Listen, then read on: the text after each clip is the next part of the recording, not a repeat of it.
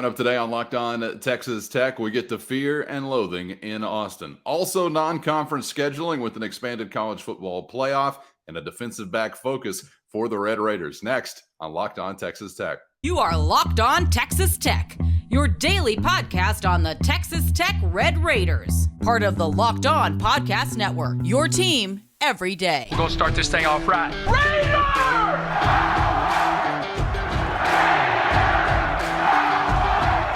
Everything runs through Lubbock.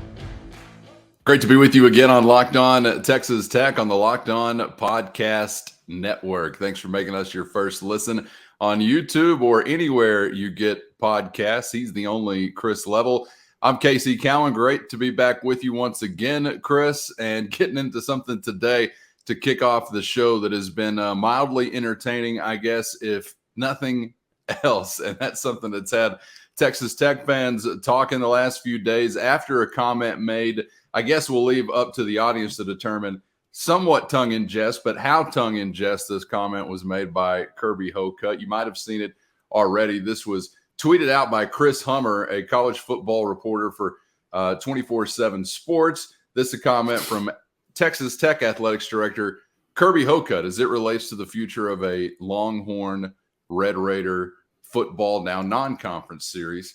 Asked about any update on that, Kirby says in part, quote, regarding his counterpart in Austin, Athletics Director Chris Delconte, he's still scared. Nothing has changed over the course of the year. Ball's in their court, singular, interesting. We welcome a chance to play them, end quote. Chris, this conversation somewhat inhabits a couple of different zones. Like one zone is just fun. Let's make fun of Chris Delconte in the Longhorn zone, even though we don't believe that a game like this is coming down the pipe anytime soon.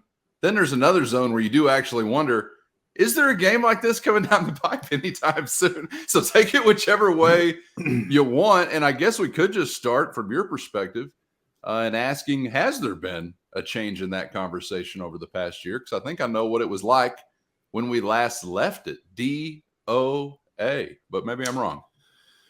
Yeah, and then Chris Delconte, he didn't mention Kirby or Texas Tech or anything like that specifically, but he responded in a media setting, I guess. After that, in the last day or so, after Kirby had made that comment, because I think that's specifically why Delconte was asked about this particular subject, and I think Delconte's comment was. And so it ties into trying to answer your question, too. His comment was something to the effect of, hey, we've always said, that it depends on our schedule. If we ever have an opening in our schedule, we hope to play all the teams in Texas again and going forward. And I don't buy that. I think that the scheduling part is going to be a bit of a crutch or a cop-out. I think, I'm sitting here looking at it from the standpoint of like Texas Tech schedule. If you're going to have 9 conference games, and now you can buy yourself out of contracts, you can adjust these things, but, Texas would have to almost create an opening, and so would Texas Tech, because you're full with your if you're going to play non-conference games, you're full in 24, 25, 26, 27, 28. You don't have openings until 2029 and 2030. And so that gives you an idea. And again, things are going to change a bit, playoff expansion. Maybe the Big 12 looks a little bit different, but I don't think they're ever going to go back to 8 conference games and then open up a slot every year. You're going to have 9. I think Texas views this as we have nothing to gain here. This is, and unless the politicians were going to get involved, which I think was the thought early on, and Kirby even said as much at various gatherings. I think there was one in Houston in particular. He kind of indicated that, and I knew a Tech contingent way back when the Big 12 had lost Texas and Oklahoma. There was some. You're starting to squeeze some of these folks saying, hey, you better do something to take care of us, because there's a lot of, voting power out here, depending on who you're talking about or to. And I think that's when there was the discussions about, hey, we're going to have a long-term agreement where Texas and Texas Tech are going to play for the foreseeable future. But I don't see it happening. I think there's too many roadblocks. I think you need two to tango a bit. And I don't envision that Texas is interested in that. Maybe I'm wrong, but I think, unfortunately, I think that when you go there the Friday after Thanksgiving this year, that might be the last time you see him on the gridiron for a while. Well, it'll be a great thing if you don't have to go back to Austin again. You may miss the game, but the trip to Austin, I'm sure, won't be missed. I mean, hell, they don't even want to play there in their biggest game of the year. They go meet at a carnival in Dallas to play the biggest game of the year. So that should tell you something. I don't really know that you can say Kirby's inaccurate, however, because there's truly a fear-based route to this perspective from the University of Texas. They'll say things like, what's the win? It's because they're afraid of the loss, obviously. Yeah. Whether it's on the field or from a PR standpoint. And at one point in time, I guess we lost some grasp of purely competition being the intention, I suppose. So you do have to think now about what's our PR win if you're to get a win or if you're to take an L, which is kind of a sad state of affairs, I suppose, for the consumer, that being the college football fan. And you could really point this conversation at either of the opponents that Texas Tech has lost and do it in a variety of ways, Chris, because you'll look at, say, the series with the Longhorns has not been competitive historically. There were some really bad eras when you started out your program, like started out your school. I think you're like 1-15 through the first 15 or 20 years or something. I mean, there were some really bad stretches. Has been better within my lifetime, but the series is incredibly lopsided historically. So some might say, well, look at this competitively. Why would you bring it back? And that's one approach to it, but a different variety as far as a way to angle this conversation when you're talking Aggies is an ultra competitive series. Well, why wouldn't you bring that back? Again, what's the win? Well, the win is the win. You score more points, you get a win. I know in the case of the Aggies in this series, it didn't happen all that often. So kind of an unfamiliar thought as to how do we win these? The scoreboard still traditionally where you'll find out if you've won or lost. But Chris, I do feel like at the end of the day, there's got to be some fear there from both of those, because otherwise, what's the pitfall? And it's not any of our faults that we're talking about blue bloods as far as brand or financial resource or things like that. And, sometimes one way or another, you find yourself in a seat when you're in that position of privilege, Chris, to where maybe some others are getting more out of it if they get a win as compared to you getting a win in that situation. Cowan, but whose fault is that? Did you see the comment made by I think it was the Big 12 deputy commissioner, and he kind of took a shot at the old Longhorns? Did you see this? No, I didn't. Big 12 Media Days? Okay. So this made some news. It ruffled some feathers a bit. But it was the deputy commissioner for the Big 12. And I can't remember the gentleman's name, but he was doing a media interview and he was talking about Oklahoma and Texas leaving. And he made the comment specifically about Texas. The gist of it was, this isn't really about money. Yes, we know that at some level it is, but this is about they'd rather lose to Florida and Alabama and Georgia because they don't want to stomach losing to Iowa State or Kansas or whoever. And it's kind of a perception, thing. Yeah. And that's kind of the same conversation we're having now. And I think I'm just thinking of the thought of those Longhorn fans in the parking lot. We just got thrashed by Mississippi State. And boy, this sure feels better, doesn't it, guys? See, and that's my point. I think that I think there's some truth to what the comment that was made there, in that we feel like there's more same as us in the SEC than there is in the Big 12, more brands or whatever. I just think though that people are a bit disillusioned in that there's a lot of I guess schools that are not considered that in the SEC. I mean, sure. The Vanderbilts, the Mississippi States, South Carolina. I mean, I just don't envision that, you're not playing like the Florida, Georgia, or LSU every single week. I mean, it's amazing. Like we see this collection of schools, and then some of those schools don't even play each other but every 4 or 8 years, which is absurd to me. So And I thought it was interesting because Oklahoma was complaining about their home schedule for next year, and once the SEC schedule was released. Anyway, so I don't know if do you want it back, Chris?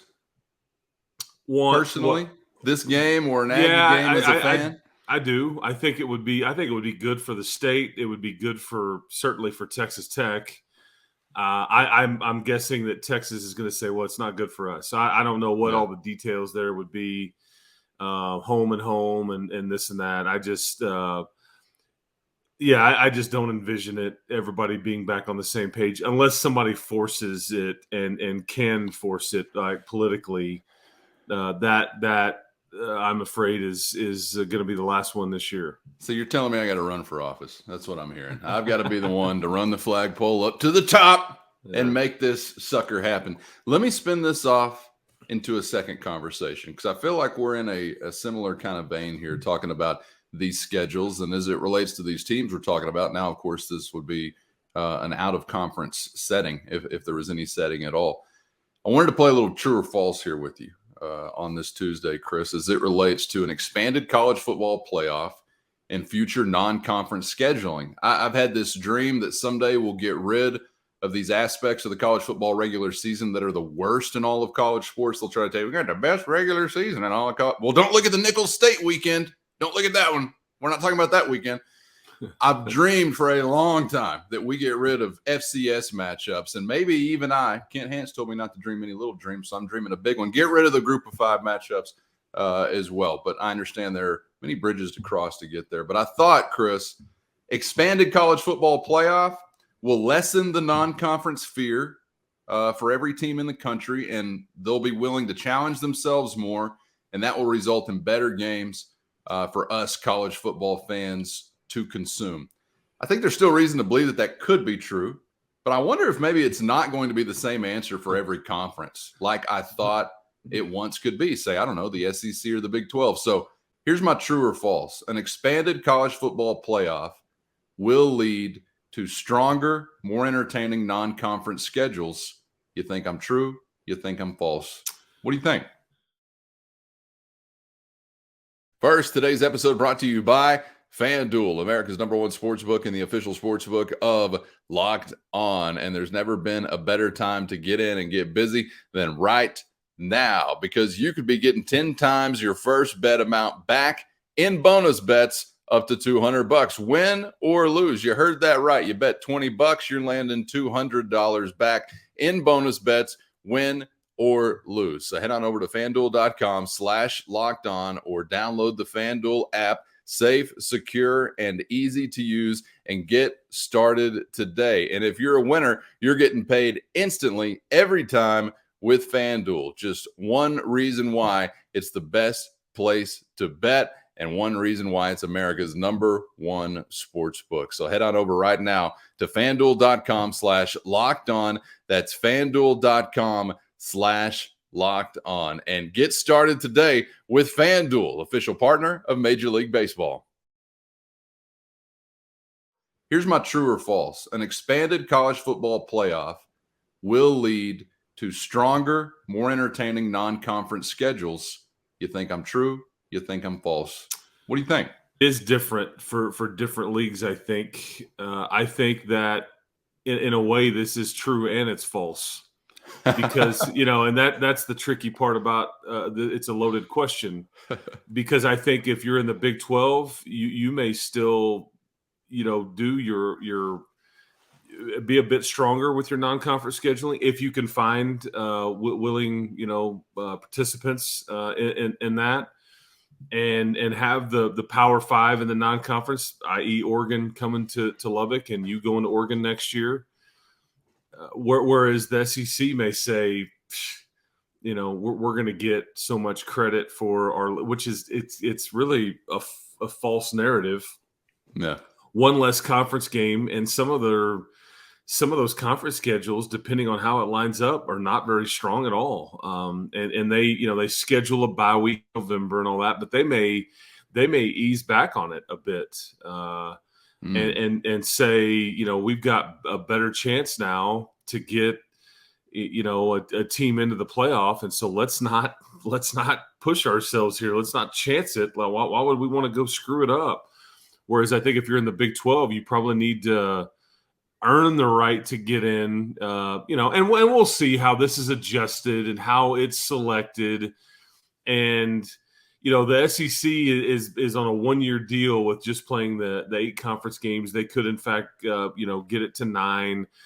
That's the part that bothers me is that, see, you're talking about criteria in a playoff, and yet every conference is not operating the same. Oh, yeah. You would like to see the college football playoffs say, here's what we require. Every Power 5 league or whatever, this is what you must do.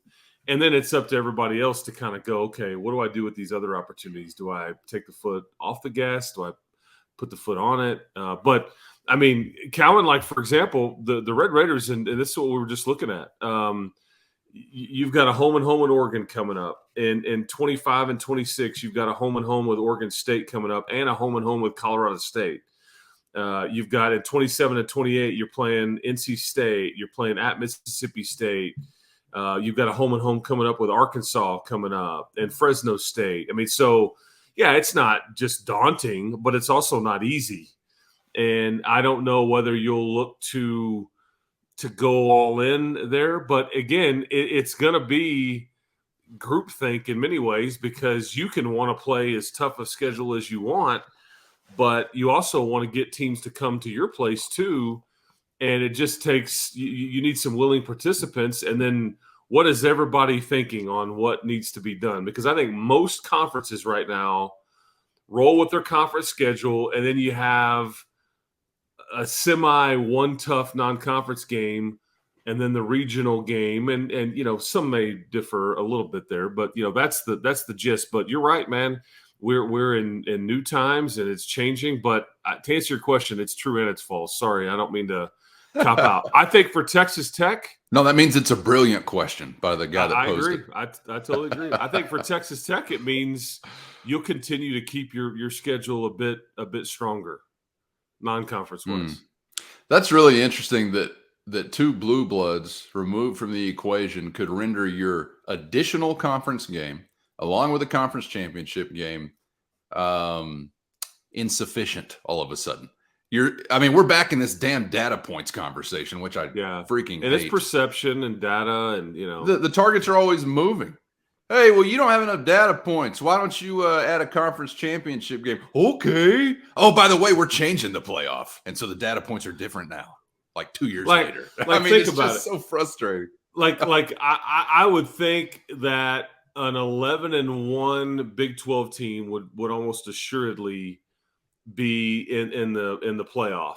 Okay, like an expanded one. Yeah. But what I guess my point is, what you're going to see is you'll end up seeing like a 9-3 team or 2 from the SEC make it to this deal too. Over a 10-2. Yeah. Yeah, and I don't know if like a 9-3 Big 12 team could make it, I guess. Now, and there may be a perfect storm or the way it lays out, but I think that I'm just making that blanket statement. That's what I'm envisioning, unfortunately. Not that I agree with it. I just am trying to be realistic with this deal. So that's why I answered the question the way I did. I think for good reason. Only time will tell, but maybe something at least I didn't quite anticipate as far as the impact of a non-conference schedule and how you put it together. The answer is going to vary from conference to conference, which means it's the same as it's always been, I guess, as far as college football. The answers vary from league to league. So nothing new that we got to get used to. We already know how to settle this bad boy up and ride her all the way to the finish line. Okay, speaking of finish line, just around the corner. But first, we're getting back to the 806. Let's talk Texas Tech football and this bag of defensive backs that the Red Raiders have been putting together. It has truly been a focus, and we'll get to why and some of the impact coming up down the road for Tech next. Locked On Texas Tech.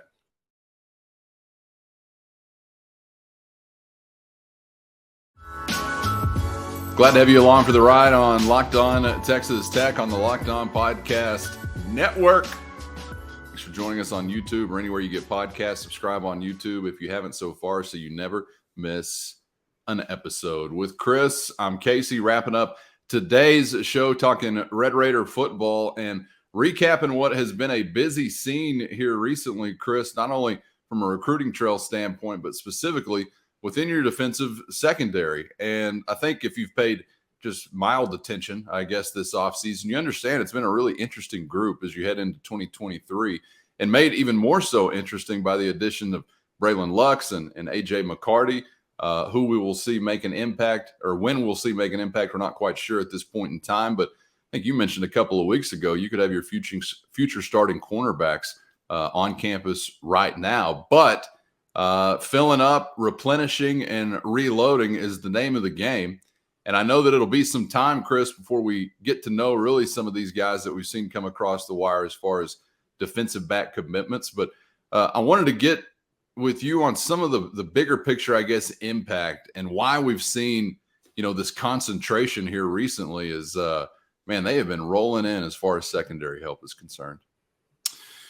Yeah, because, we first talked about discussing this on the show because, 6 DBs is, I think people go, you do a bit of a double take. It's a big number, and it's going to end up. Right now it's technically a third of your recruiting class on paper. You've got 18 commitments, I think, give or take, and that's a third of it right there, about 33%. And so, and there was also a list that came, because this is going to answer the question a bit. There was a list that came out yesterday from the Shrine Bowl that kind of has like this 1,000 player watch list with the Shrine Bowl of like all-star game eligibility. And like, these are upper tier potential draft pick type, unsigned free agent type guys that, are going to get all-star game, possibilities. And there was 18 Red Raiders on this list, and 4 of those guys were DBs.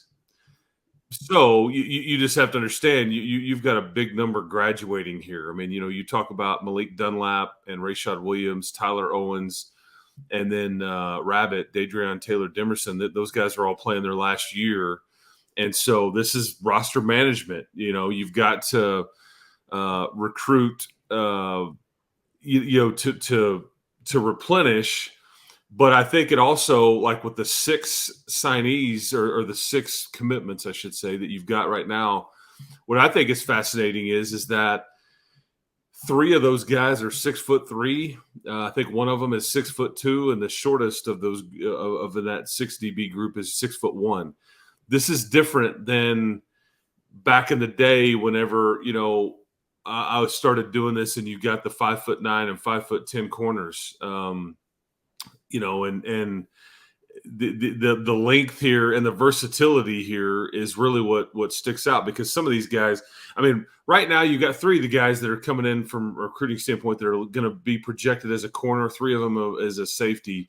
It's Collins, Hampton, and Miles would be slated as corner, and then Morgan, Esquera, and then Myers would be safeties. But there's a lot of versatility there. But college football has also changed, Calvin. Because you're employing 5 DBs every play on defense, sometimes 6. And this is one of the bigger position groups on your entire team now, because these are the guys that are playing a lot of defense. These are also guys that also play a lot of special teams. Your linebacker and defensive back group really fills a ton in with various special teams units. We knew about the 3 early enrollees from the freshmen that were here that rocked it during spring football this year. And so remember, because we kept talking about that, there's all these seniors, and then that's why you mentioned Lux and McCarty as being so big, because they can kind of fill in some of that upperclassmen that aren't going to leave, but they've got a few years, but then because it's all these freshmen or would-be newcomers. Yeah, the measurables are certainly something you can't ignore. With all due respect to my guy Bruce Jones, who once upon you're talking 5'10" and whatnot, and I'm thinking, hey, like Marcus Bunton. There was several of them. Good scrappy players, dudes, right? Yeah, Bruce Jones was a bad boy. Yes. Shout out to Riverside. But I think you'd love to have some of those measurables if you could. Well, I'm wondering, Chris, is there a sigh of relief after you kind of bagged some of these guys? Was it just coincidental they all started rolling in at that position together, or is it just timing? Or that's why. Okay, so here's how this works. typically when you're recruiting, you kind of have in mind, hey, we need this many at this position. And you start offering guys. And so okay, you've got 6 DBs. Okay, so let's say, for example, you offered 25 of them. That you may have not offered that many, but just as an example. Yeah. You tell those guys, hey, we're only taking so many. And once we fill up, like we can't, that offer is no longer good. And so what happens here is that as you start to communicate, hey, we still love to have you, but we just have like the 1 or 2 spots left. And that can be a game within some programs. Oh, yeah, of course. I think Joey and his staff are very transparent. And we'll talk about that as the week goes along, about how upfront they are with people and what they do. But that can be a game and a bluff and a, squeeze them type deal on trying to get them to make a decision and all those things, but I think that's typically kind of how that goes. So what I think you see a run on it a little bit is that you start to see some of these spots fill up. And I think guys have like, okay, I've always liked Tech. They were my favorite. I was wanting to wait a little bit longer, but I don't want to not have an opportunity to go there.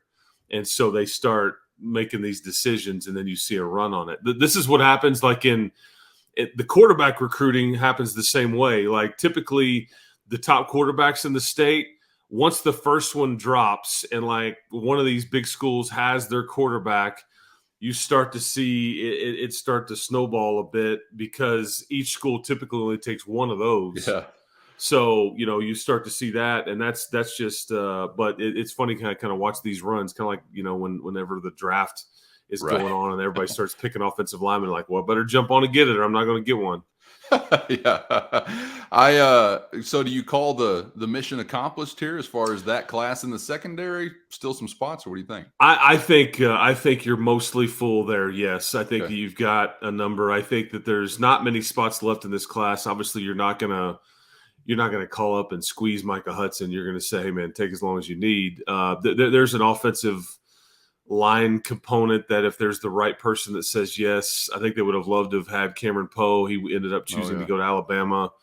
But there's a few, and then you kind of, you maybe save one for best player available kind of thing. I think you'd still look until you get Micah Hudson. You still definitely want wideout help. And I wouldn't even say that even when Micah Hudson, if he were to, commit to you, and I think you're in great shape there, I wouldn't rule out a second, wide receiver commitment. But I think you're going to get into the 21-22 range before it's all said and done. But because I think originally when you started this deal out, you were kind of thinking, we only maybe have 17, 18.